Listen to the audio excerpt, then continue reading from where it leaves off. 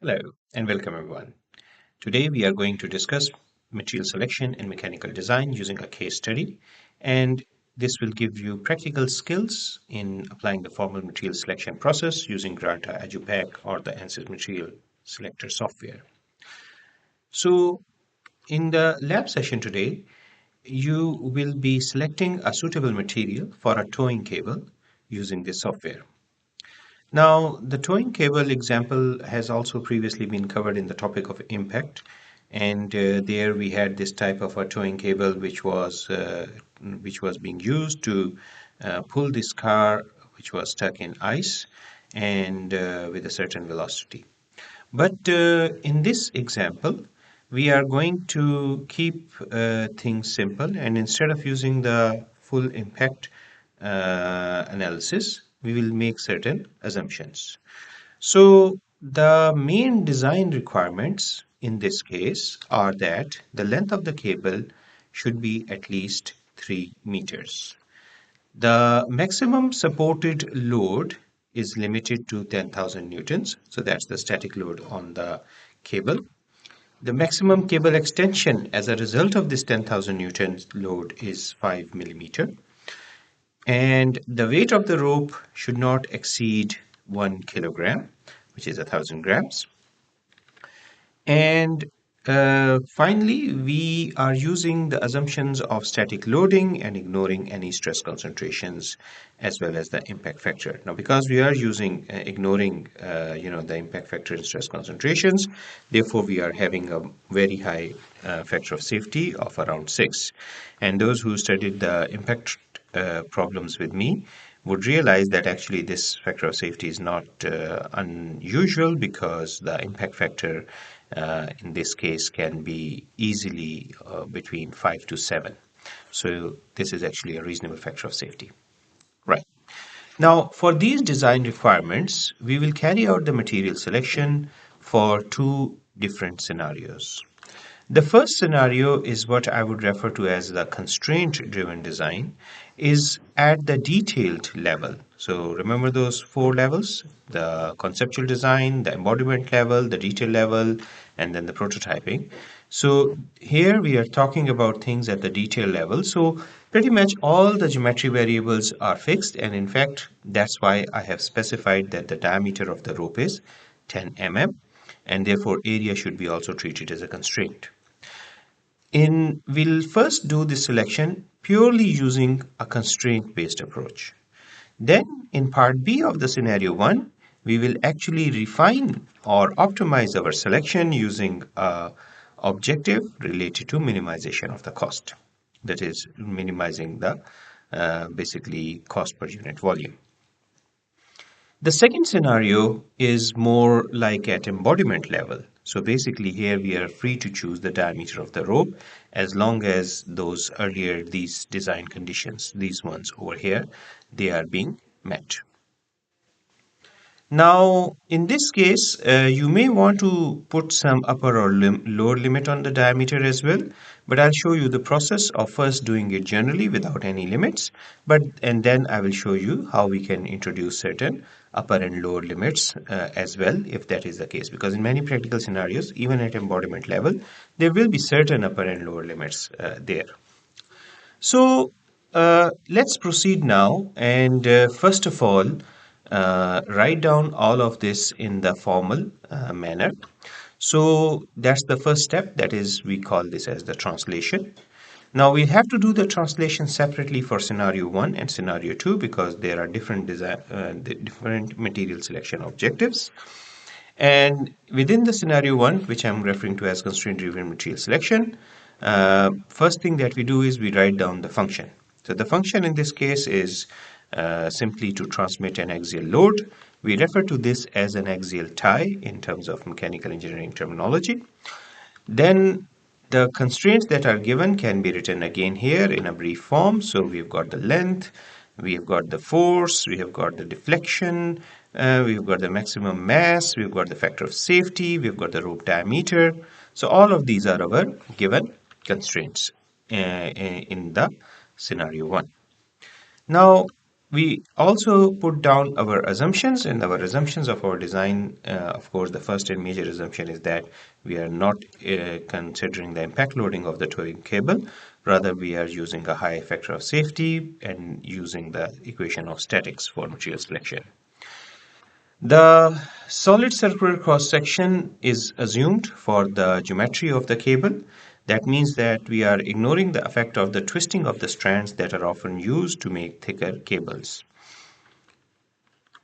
Now, first, then the next step is what is the free variable?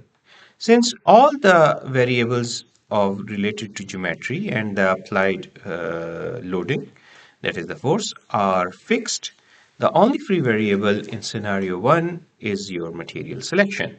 So this is the case in scenario 1. Then comes the objective of your material selection. Now, because I divided our scenario 1 in two parts, A and B, we'll consider those separately. For part A, there is no specific objective, and just meeting the constraint is actually considered sufficient.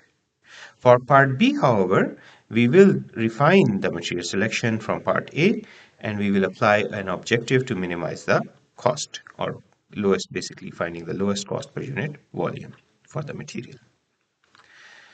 Based on this set of the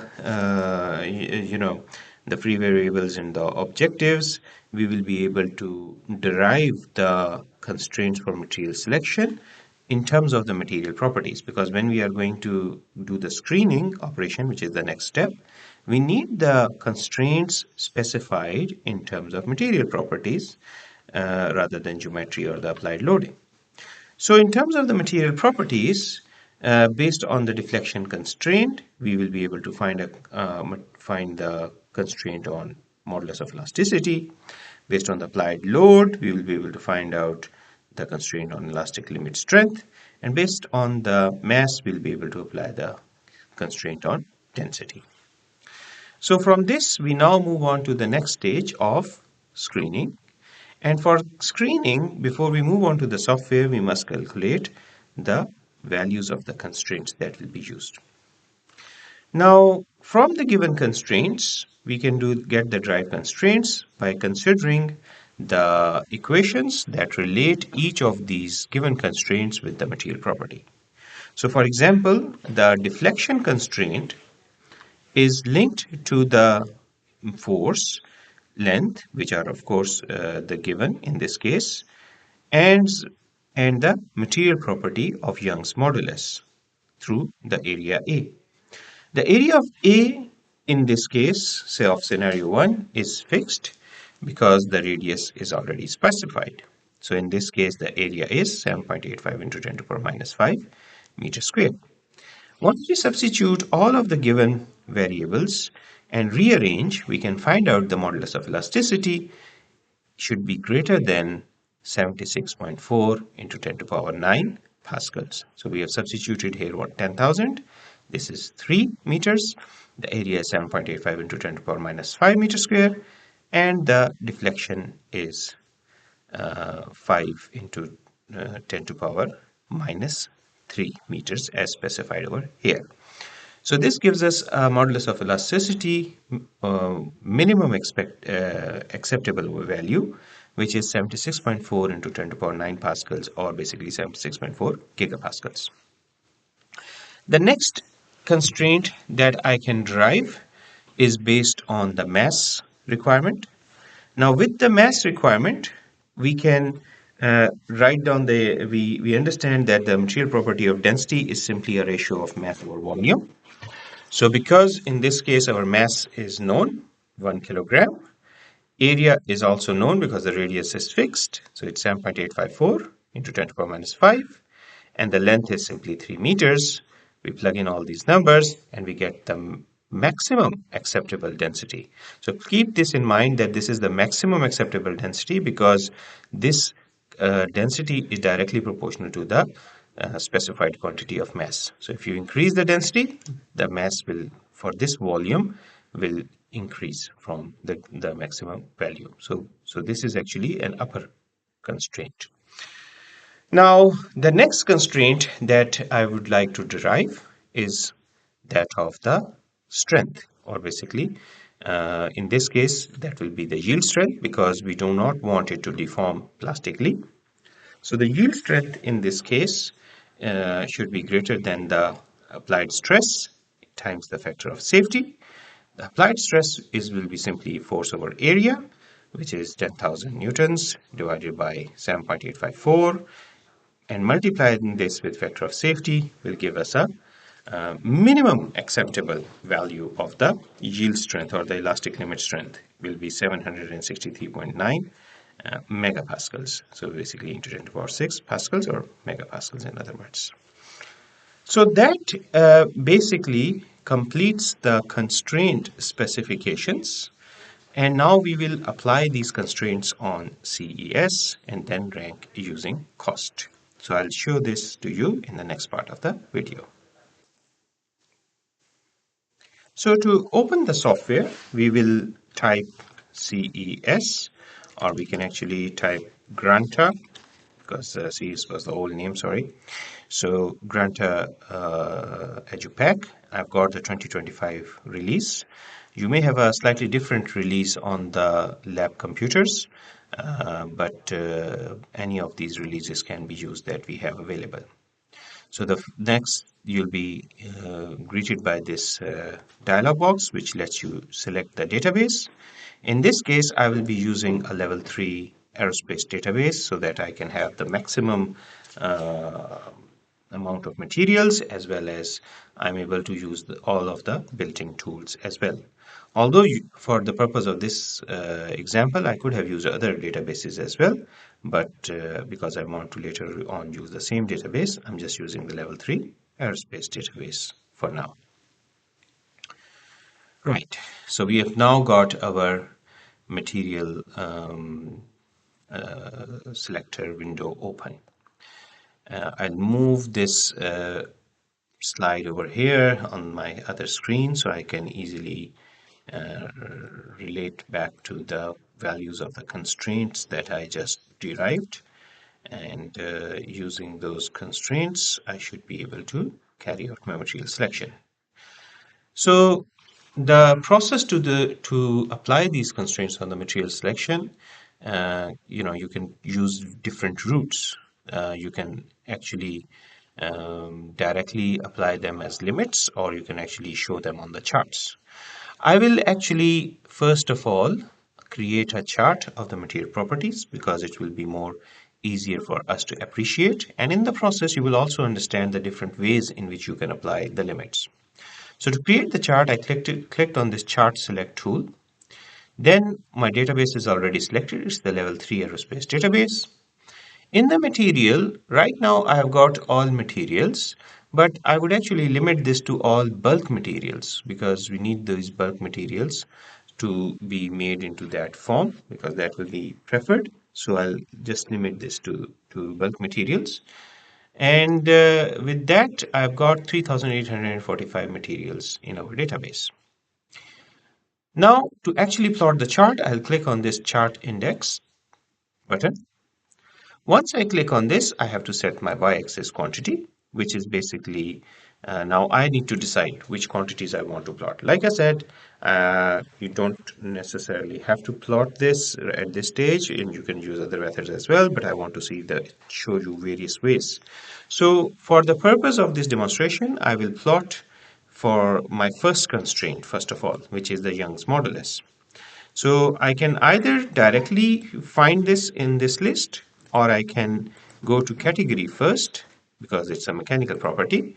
It will be in that category, and then I will find the property of Young's modulus from here, which is the last property given. Note that the properties in this screen are arranged alphabetically. So with that, now I can simply plot my all the materials in the database uh, being plotted with Young modulus on the y-axis. So let's do that now. I have just left the x-axis. Okay, I've not selected any quantity on that. I'll show you later how you can add another quantity as well. So with that, I can just click on OK, and now I've got a set of, materials being represented here, and I can actually just simply ask it to rank these materials as well based on the value of young modulus, and you can see right on the top is the material with the highest young modulus, and then you've got other material options. If you click again here, you've got now the material with the lowest young modulus on the top. In this graph, of course, now this one, if you see over here, will be the materials with the highest young modulus. If I just simply click on this, you see we have somewhere here tungsten carbide.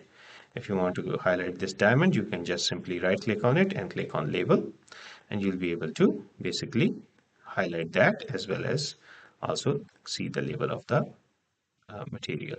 Okay, so these are now all of the materials that are available in the database.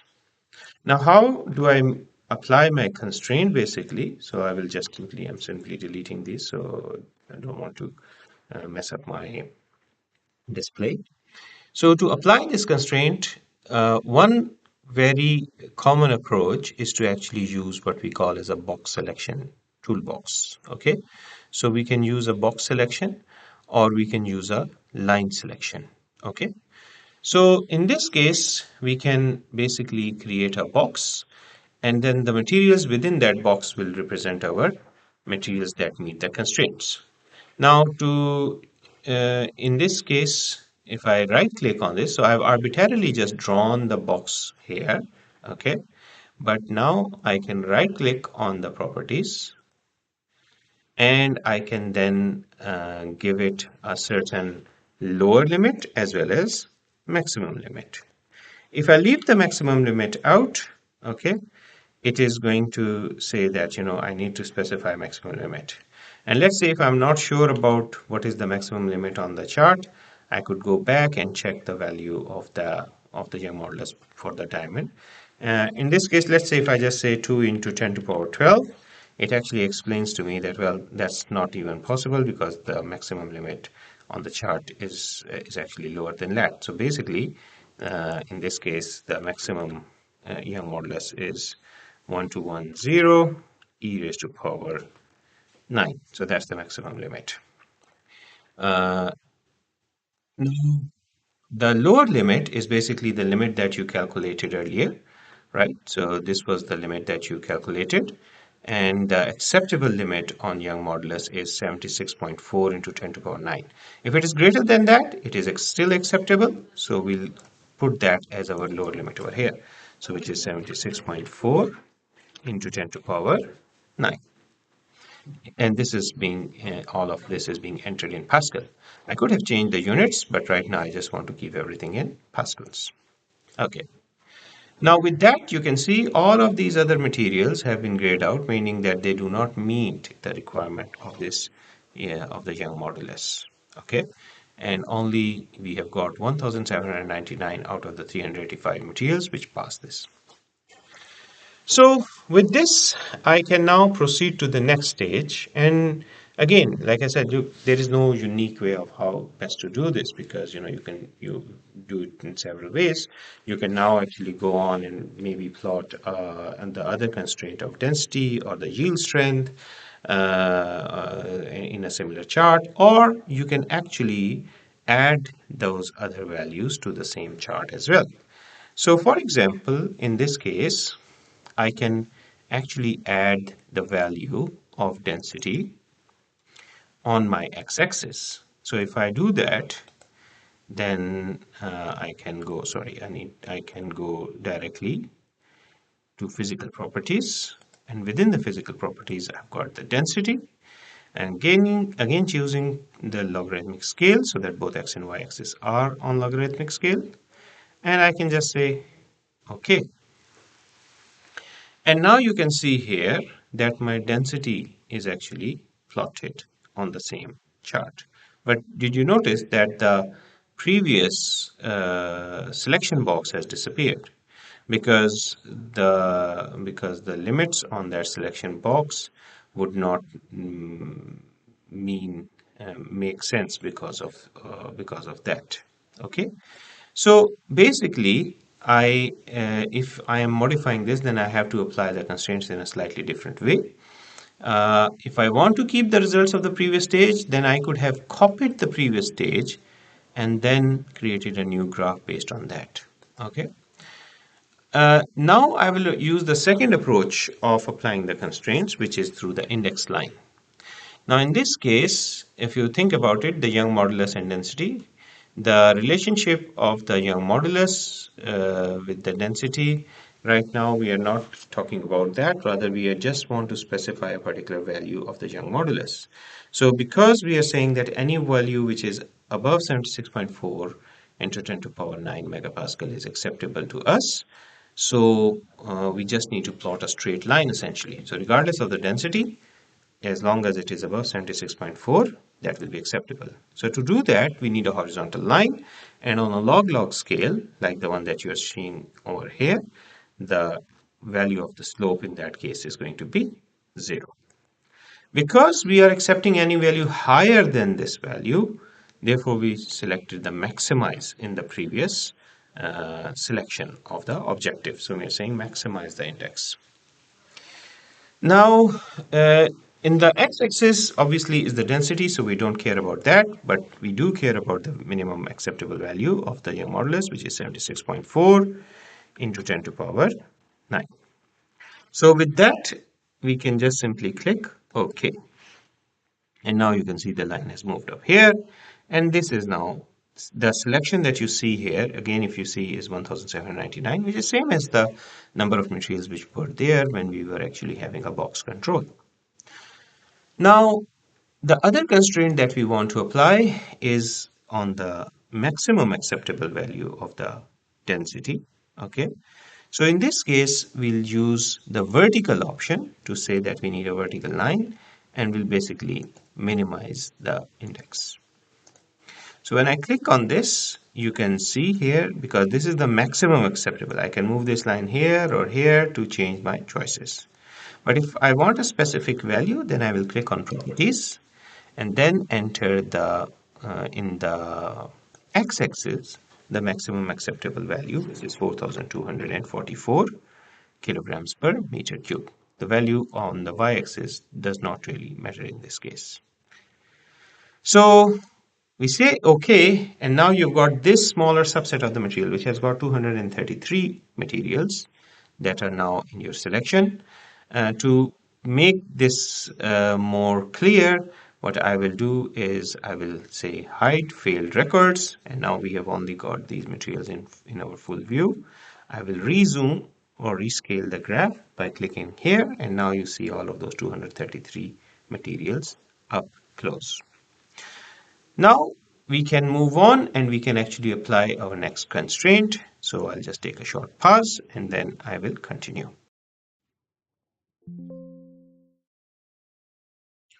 So now we can apply the limit on this yield strength, and we can do that again directly by using the box control that I did in the first case. Okay, so you can directly apply the box control, right, by clicking on this option over here. You can simply move this box to the top, but then for the lower limit, you really need to extend it back to the minimum acceptable value.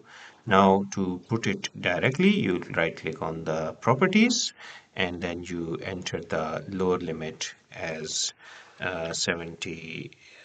What was it? Let me quickly bring that slide up. So it is 763.9 into 10 to the power 6 pascals. So 763.9 into 10 to the power 6 pascals. And you can just simply click on OK. When you click, now you've got all of the material which are meeting all of the three constraints.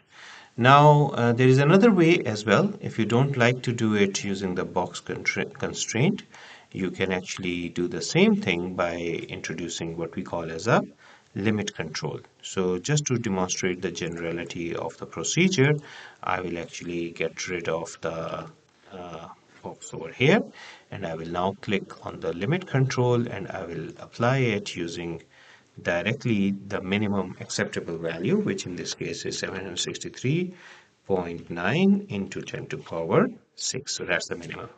In this case, you can also specify a maximum, but that is not required, and then it will allow you to select any material which is higher than this value. And I click on apply, and now if I go back to my previous graph, you see that I still have those 22 materials only.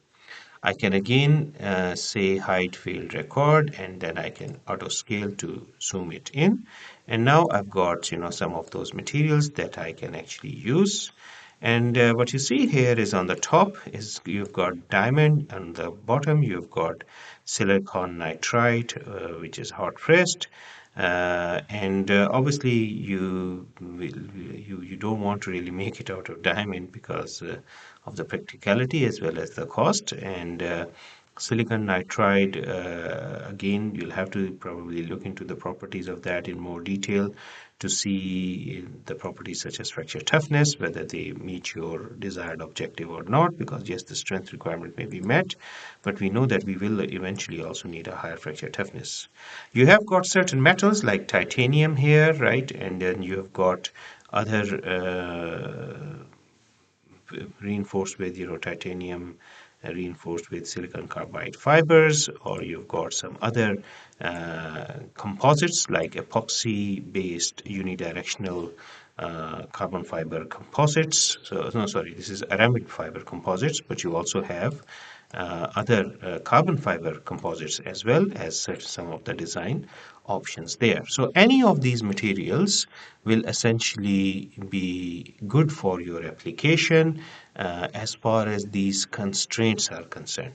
So in a constraint driven design, you will then end up with this set of materials which are all meeting your requirement. So these 22 materials are meeting the requirement, and you can sort them in this table with different properties such as yield strength or the elastic limit, and you'll be able to then compare these options directly. So you can actually also export these materials. So let's say if you want to export the top 5 candidates based on the yield strength, you can then just simply click on this, and you can actually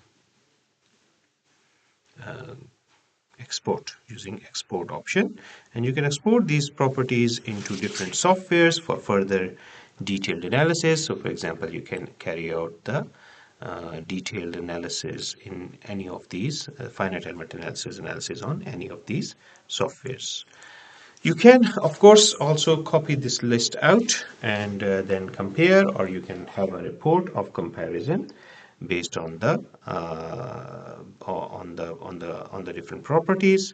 You can generate a report directly from here as well, in which all of these charts are of the different stages are already displayed, and then you can actually have a detailed comparison of the material options that you have selected over here. So I've selected 6 options, so it's actually allowing me to see the composition, the price, and other attributes of those 6 comparison materials.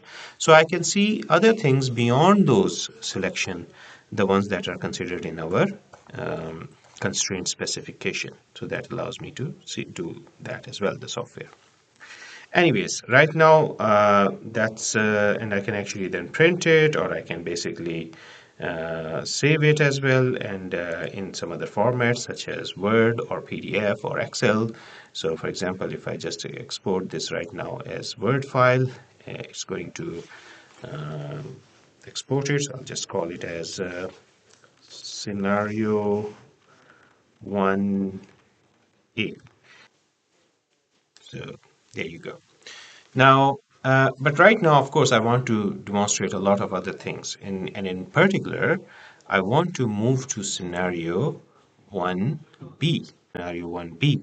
And scenario 1B is saying that you have now a lot of options there, but really you want to also minimize the cost, because this kind of an everyday application of the rope is you don't want to make it very costly.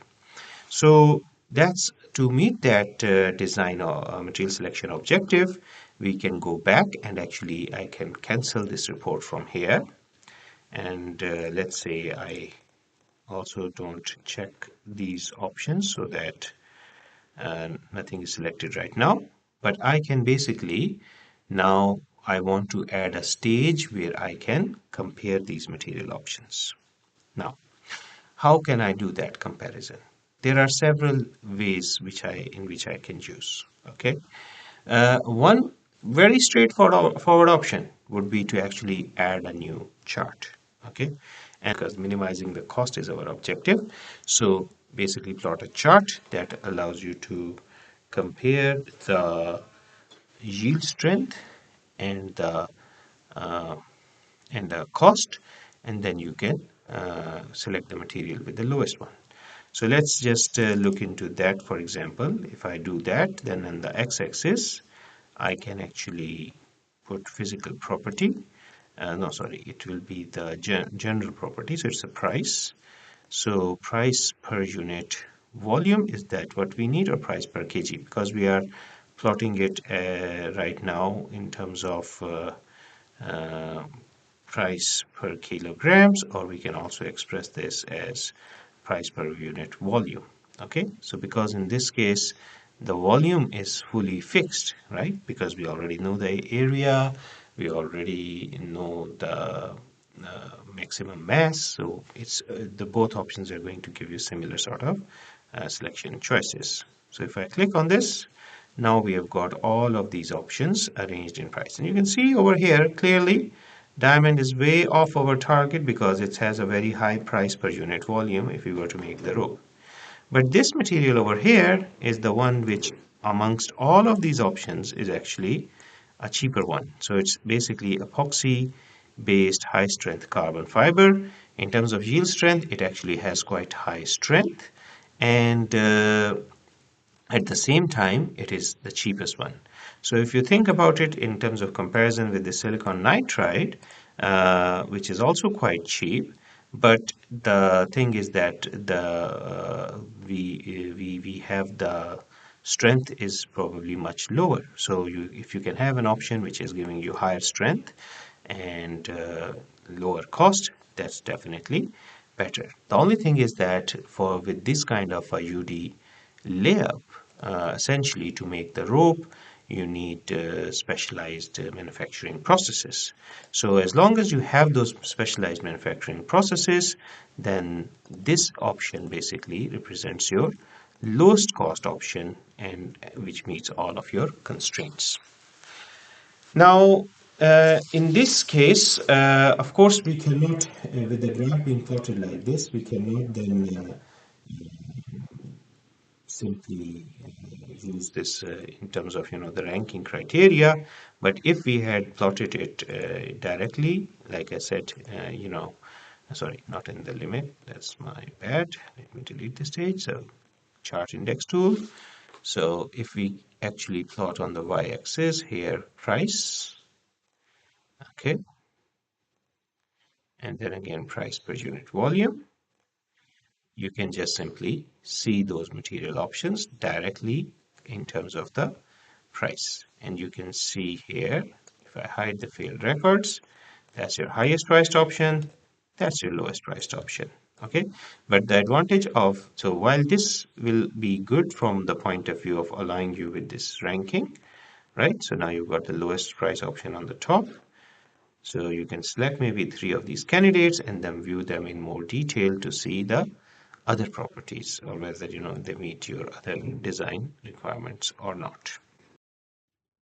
Okay, so now you may be thinking that, yeah, that's great. Now we have found a material option, and I've showed you this in terms of the price per unit volume. But if you think about this price per unit volume, this price is still significant, isn't it? And you may be able to get a more easy, appreciation of what the price is if you put it as per kilogram.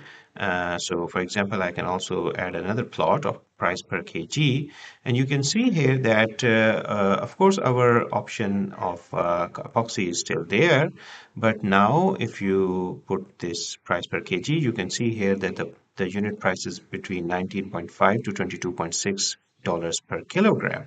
And because we said that our maximum acceptable mass is 1 kilogram, that's the sort of price you're talking about. Now, the actual price will be different, and you can basically simply use the price per unit volume in this case to easily work out the price. So if I show you the price per unit volume, then the minimum acceptable price is 3.02.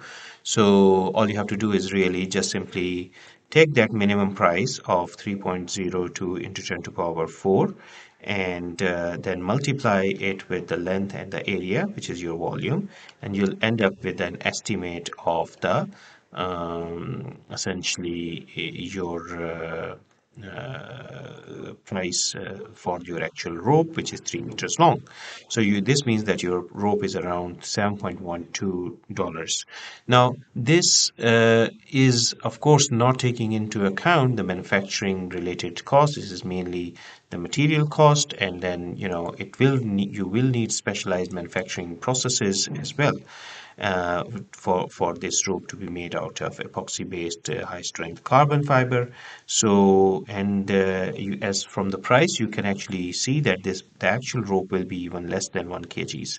So that is kind of telling you that okay, yes, this is a very good option, and you can go even lower than your actual mass requirement using this option, but maybe there are other cheaper options that you may have missed because you were, completely specifying all the constraints. So you had the radius specified, the length specified, which means that, there was very little room to maneuver at this stage. And that's what we now will do in scenario two, because we are saying that in our scenario two over here, you have area as the free variable. Okay, and initially I'll just keep it completely free, and then if needed I'll use these other limits, but I'll first show you the general procedure.